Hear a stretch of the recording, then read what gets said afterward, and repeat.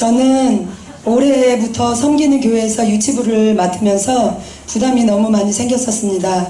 기도와 전도에 대한 부담이 너무 커서 어떻게 하면 기도를 잘할 수 있을까? 어떻게 하면 성령 충만함을 받을 수 있을까?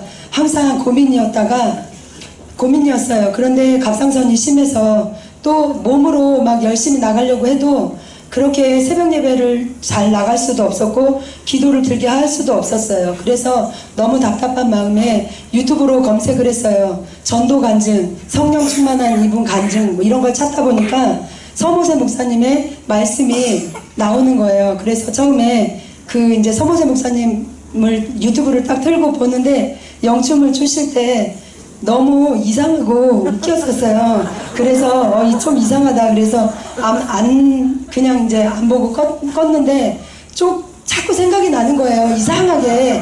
그래서 다시 한번 또 봤어요. 보고 뭐가 잘못됐는지 잘 들어봐야 되겠다 생각하고 말씀을 듣는데 단 한 가지도 성경에 어긋난 게 없더라고요. 저도 7살 때부터 저희 집에서 처음 믿기 시작해서 친정과 시댁을 전도한 사람이거든요. 그래서 정말 사모하는 마음이 생기는 거예요. 그러다 보니까 영성학교가 있다는 것을 자막을 통해서 알게 됐고 그래서 이제 저도 이제 참석하리라 생각하고 6월 달에 등록을 했는데 6월 달에 이제 못 오고 여름방학 지금 이제 오게 됐어요. 그래서 저희 남편과 함께 저희 남편이 요양원을 하고 있는데 요양원 중축 때문에 저녁마다 기도한 게 2주 정도 됐는데 영성학교 위에서도 같이 기도를 하게 되었어요. 그런데 전날 영성학교 오기 전날 저녁에 이제 12시가 딱 넘어서부터 설사가 나오기 시작하는 거예요. 배가 너무 아프고 뒤틀릴 정도로 들어가서 눕고 나오면 또 배 아프고 이게 새벽 3시까지 화장실을 들락달락 했어요. 그런데 이 악한 영이 저를 못 가게 하기 위해서 지치게 하기 위해서 한다는 걸 알았기 때문에 오히려 저는 더 사모하는 마음으로 기쁜 마음으로 기대감을 가졌습니다. 첫째 날 통성기도를 하는데 영이 뚫려야 육적인 문제가 자연히 해결된다고 저희 헬퍼님, 목사님 다들 말씀을 하셨잖아요.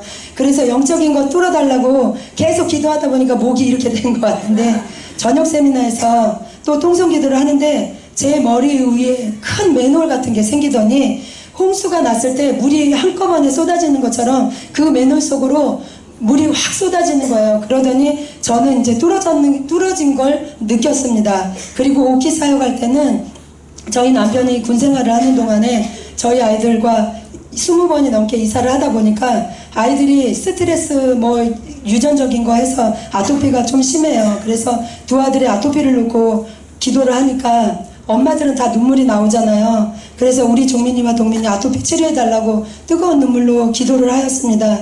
그런데 치료해달라는 기도는 나오다가 멈춰버리고 두 아들의 영혼 구원을 위한 기도로 바뀌어지고 우리 종민이 동민이가 아니라 주님께서는 네 아들이 아니라 내 아들들이라고 말씀을 하시고 염려하지 말라고 말씀하셨습니다.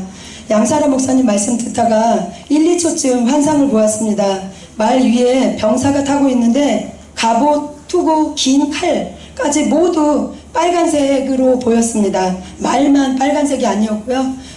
근데 그걸 봤을 때 제 마음에 보혈로 적셔진 저의 모습이라는 마음이 들었습니다. 뼈 사역하실 때 저는 이 앞쪽에 누워 있었는데 그때는 느낌은 없었습니다. 그런데 저는 마음에 계속 그 마음이 들었습니다. 지금 바로는 혹시 안 고쳐질 수도 있지만 서서히 하나님께서 고쳐주실 거라는 확신을 가지고 계속 기도를 하였습니다. 오후 찬양 시간이 됐을 때 손뼉을 막 치는데 손이 너무 부드러운 생각이 너무 드는 거예요. 저는 아침에 일어나면 이 류마티스 때문에 손 마디마디가 다 쑤시고 아팠었거든요. 그런데 제가 막 눌러봤어요. 손가락 마디마디를. 하나도 안 아픈 거예요. 오예 하면서 하나님께 너무 감사한 마음을 드렸습니다. 저희 남편은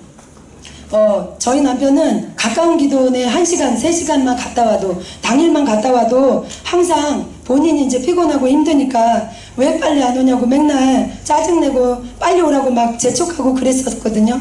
그런데 요번에는 이제 오기 전부터 지금 이 시간까지 단 한 번도 짜증을 한 번도 내지 않았어요. 그래서 너무 기쁘고 감사한 거예요. 진짜 하나님 이런 곳에 제가 있을 수 있다는 것만으로도 너무 감사한 생각을 드렸습니다.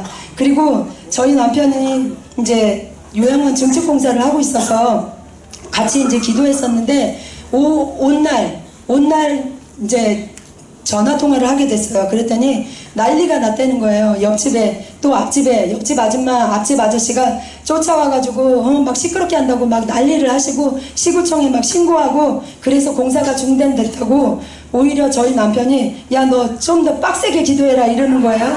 그래서 근데 그거에 대해서는 기도가 안 나오더라고요. 오로지 영적인 것만 기도하고 그러다가 이제 그 다음날 공사 어떻게 됐는지 점심시간에 전화통화를 하니까 저희 남편이 야 신기해 가봤더니 아저씨랑 아줌마가 집에 없어 이래 없는 거예요. 그래서 없는 사이에 시끄러운 공사를 얼른 했다고 얘기하더라고요. 그럴 때 저는 주님께서 그분들을 바쁜 일이 생겨서 바깥으로 빼내셨구나 그렇게 생각을 했습니다. 또 요양원 직원이 변덕을 부렸어요. 그런데 주님께서 그것도 막아주시고 그동안 이제 큰아이가 대학을 졸업하고 취직을 놓고 기도하고 있었거든요. 그런데 큰아이한테 또 연락이 온 거예요. 엄마 저 다음 주에 일본으로 가요 그러는 거예요. 그래서 저는 안 갔으면 좋겠는데 하나님께서 취직을 시켜주셨기 때문에 가셨어요. 가기로 돼 있어요. 영적인 것이 뚫리면 육적인 것은 자동으로 해결된다는 것을 정말 실감나게 느끼는 시간이었습니다. 저는 이제 주님의 제자가 되었습니다. 그래서 지금 이 뜨거운 성령이 식어지지 않도록 매일 주님을 만나는 시간을 갖고 다음 영성 수련회 또 매번 참석하여 주님께 힘을 공급받을 것입니다. 다음 영성 수련회 때는 사랑하는 남편과 함께 은혜 받길 원합니다. 4박 5일 동안 세상에서 가장 맛있는 식사를 만들어주신 헬퍼님들 감사드립니다. 또 각 팀별을 맡아 애써주신 헬퍼님들 우리 주찬양 이수경 헬퍼님 너무너무 감사드립니다. 모든 영광 주님께 올려드리며 서모세 목사님, 강사라 목사님 정말 감사하고 사랑합니다.